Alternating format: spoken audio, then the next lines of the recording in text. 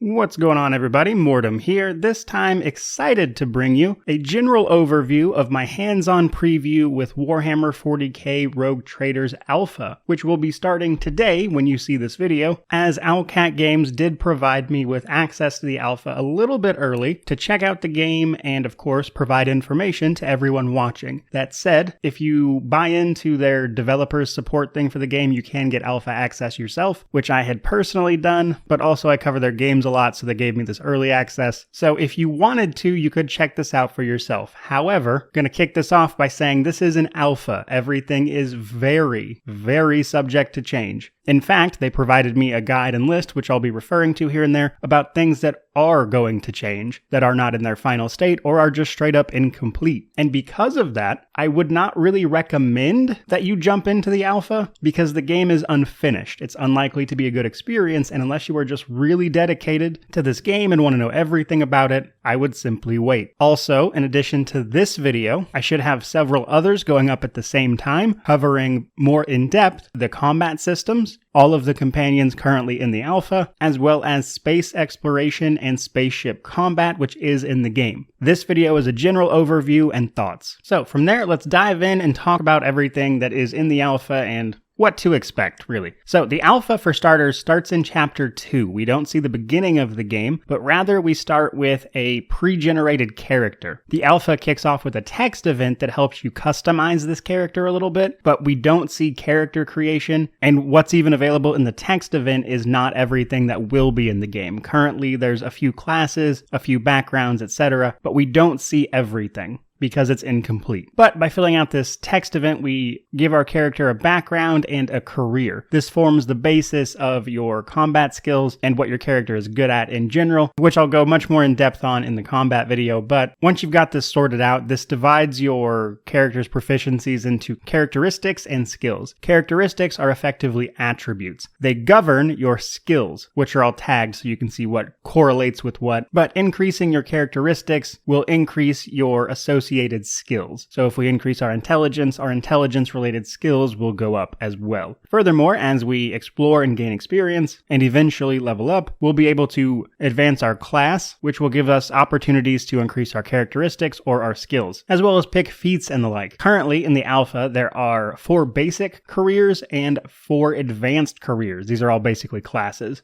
Basic careers are things like fighter, adept, psyker, that kind of stuff. And once that is maxed out, which in the alpha it already is, you start with the basic career maxed out, you can pick an advanced career. An advanced career requires your character to have one of a few requirements fulfilled before you can pick it. So with the advanced class, there is some opportunity for specialization here, which is going to make for some interesting build opportunities. But once you've got that selected and start progressing more and leveling up more, along milestones along these paths, you'll have opportunities to upgrade either your characteristics or your skills using their D100 system. Obviously, higher is better. And what's in the game here is relatively limited. After this, though, the game kicks off on our Void ship, specifically the Bridge. The prologue had just ended, or Chapter 1 had just ended, and you can talk to the 6 companions that are with you on the ship, and when you're ready, you can move on to the city of Footfall, which is a big part of the tabletop RPG that this game is based on, and Footfall serves as a sort of hive of scum and villainy. However, rogue traders are a big deal there, and are often offered deference. And while I don't want to spoil the story too much, obviously, as we're in alpha, once you get to Footfall, you'll deal with kind of setting up your legacy as a rogue trader, as the setup for the game involves our predecessor dying and us taking up the mantle of rogue trader, and Chapter 2 is mostly about consolidating your power base and getting your trade empire properly under control. So your journey to Footfall sees you getting your ship repaired, ready to go, assessing the situation as a rogue trader, and eventually heading out. Footfall itself is comprised of a few areas. There's a decent amount of quests. For the most part, I think Footfall is pretty cool. It's an alpha, so a lot of it's kind of lacking a certain amount of polish, but this is also where you'll start seeing some of your first combat encounters and getting a feel for that. So a general overview of combat is that it's much simpler than say, Pathfinder is from these developers previously. Pathfinder is a very complicated system with a lot of complicated rules, and Rogue Trader is much simpler than that overall, but still has a decent amount of depth. And because of this, I think the combat is going to be a bit snappier for most people. It is turn-based only, but we've known that for a long time. And some of the key mechanics I want to talk about here are momentum and veil thickness. As our characters engage in combat and,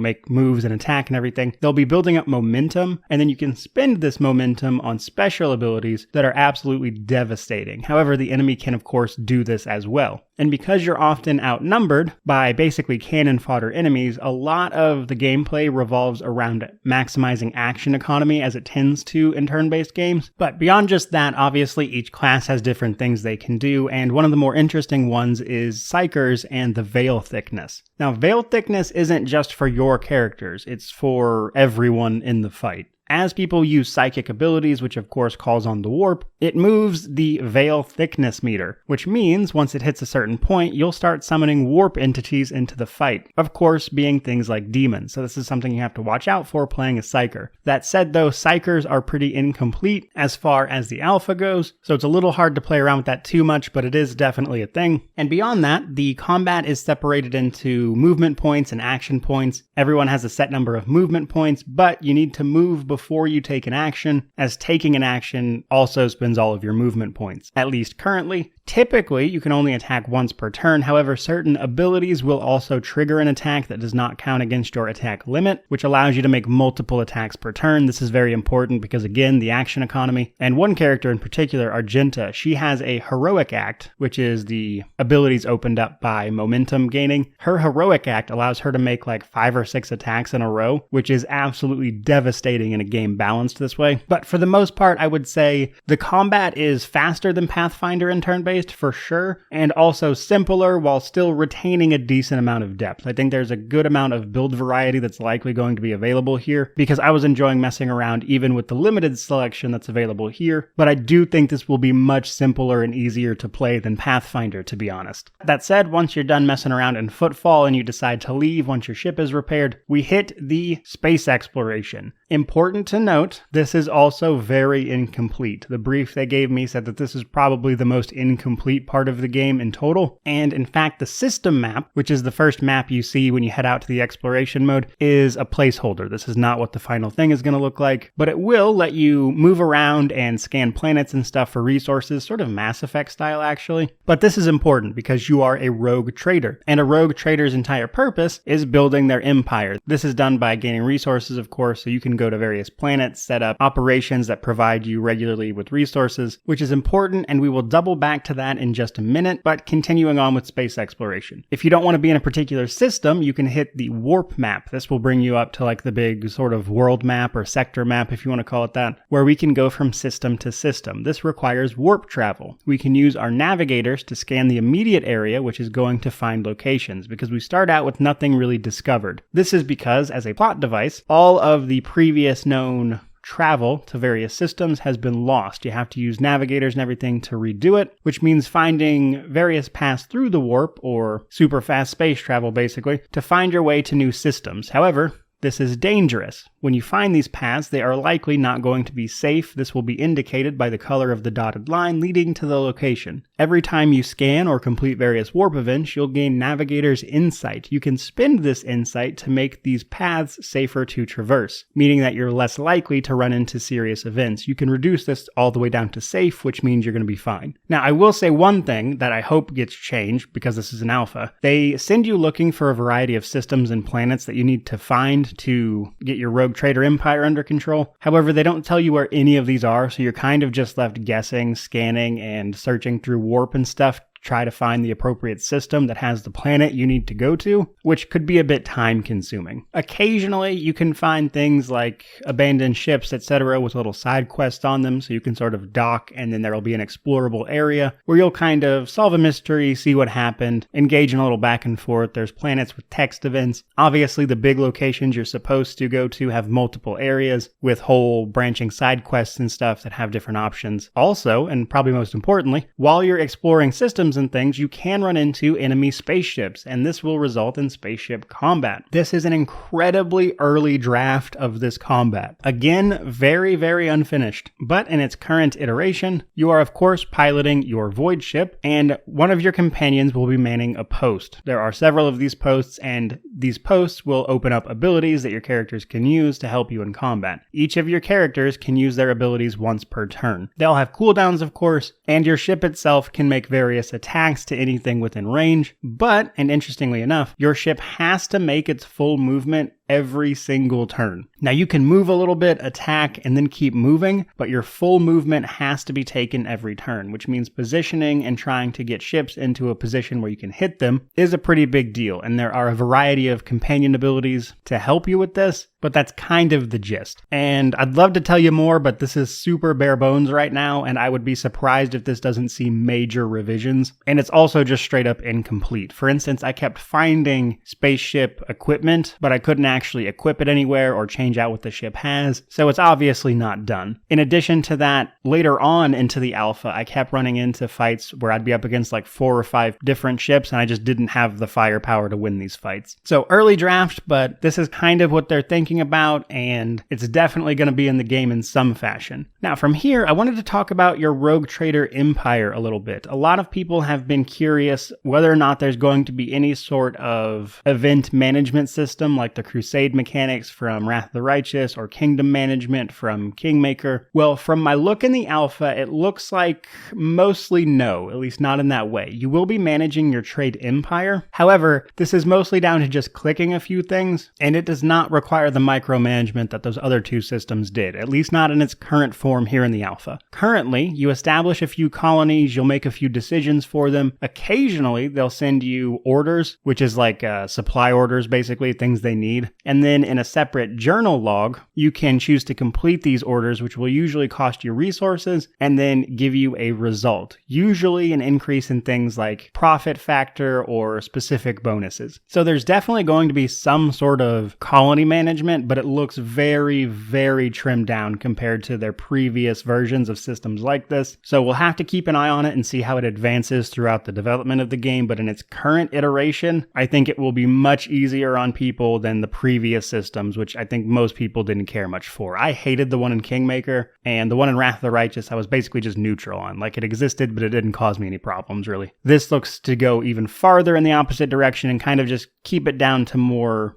basic management options that kind of keep you in the idea that you're managing this Rogue Trader Empire, but ultimately you're delegating that management to many, many, many people who work for you, and you're just making the key decisions, which I think makes sense and is probably going to be more fun for most people. But I did want to mention that specifically here because I know that's been a big question on people's minds. Now, without going into straight up spoilers, that's most of what there is in the alpha. There's obviously more I could tell you that is, again, just spoilers. I could tell you straight up what happens for most of the main quest in chapter 2 here, which is what the alpha is, but I'm going to refrain from doing so, of course, and then we will talk about some of these other systems in a more in-depth fashion in the other videos going up alongside this one. So to end the video, I would like to talk about some general thoughts, as well as some impressions, I suppose. So first and foremost, I think it's important to remember that this is not finished, and that definitely shows. This is an alpha for sure. There are things that are incomplete, there are things that don't work, there's definitely a few bugs. I broke a main quest on accident, had to reload some, that kind of thing. So if you decide to join the alpha, you definitely need to expect that. The game just isn't finished because it's an alpha. However, I think the roleplay systems have potential to be good. It's a little bare bones right now, still missing some classes, things like that. The skill trees aren't fully in place, but what is available is promising. A lot of the combat is fun, especially once you start to get the hang of it and understand the momentum and how to maximize that action economy. I think it's going to be easier for people to jump into than Pathfinder, while still retaining a good amount of depth, especially the way the basic classes interact with the advanced classes. I think there's going to be a decent amount of interplayability there, where you can make a pretty detailed build by building basic classes into interesting advanced classes that then work off of your background, which provides you various skills and things. And that's before we even start talking about the equipment system. So when it comes to them adapting this new system from the Rogue Trader TTRPG, I think it's looking pretty promising. Still a little too early to say one way or the other, but I like what I see here. I like the fact that they trimmed down some of the event management stuff from the looks of it. I think that'll make a lot of people happy. happy as long as it doesn't get more complicated later. I enjoy the core ideas of the space exploration, but it needs a lot of refining. For instance, it would be nice to know where I'm going, or at least where I'm trying to get to when it comes to specific main story objectives, rather than just scanning space blindly, which I realize is the point of a rogue trader, but for main story objectives, it mostly just feels kind of frustrating. So I hope that's something they iterate on. And the last thing I want to leave this video off on is, how is the lore? How is handling all these companions with very different mindsets that would normally be killing each other? How's that going to work? Again, I don't want to spoil anything outright, but I will say it comes up a lot. In fact, a significant amount of the interactions with your companions are handling some of them trying to kill each other.